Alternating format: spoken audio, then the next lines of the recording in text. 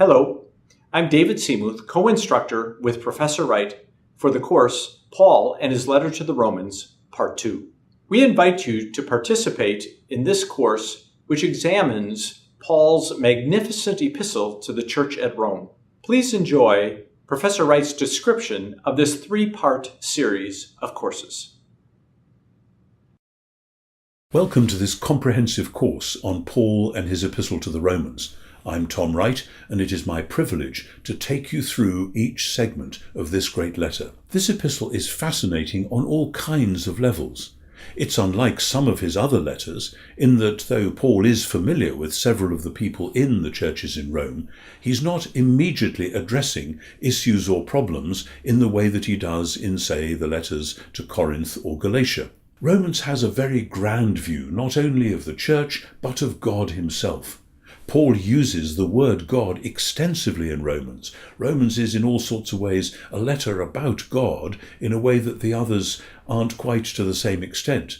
He says the word God even more than he refers to Jesus. And Romans is like a great symphony in four movements. Each movement, each section of the letter, is its own self, but it builds on and interprets and develops previous elements in this great musical score, leading up to an amazing climax and to a wonderful conclusion. What I'm going to do is to proceed section by section through the letter. We will get into enough detail to understand the elements of what he's saying without diving into so many technical details that we miss the main point. There will be 48 video lectures in all, and that, in addition to the curriculum that is being written to be woven in along with the course, should give you a rich experience of embracing and being embraced by this glorious epistle. Of course, we don't simply want learning for its own sake. The goal of this course is that you would begin to be transformed by the renewing of your mind, as Paul says in Romans 12. And if you give attention to these lectures and to the accompanying material, we are convinced that you will be well on your way to such transformation starting to happen.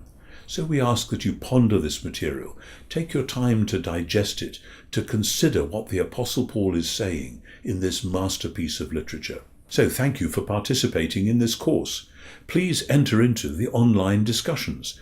These and other details of the course will be overseen by my colleague David Seamuth. I will join in the discussions as my schedule allows. So drink deeply, think Paul's thoughts along with him, and enjoy the whole process.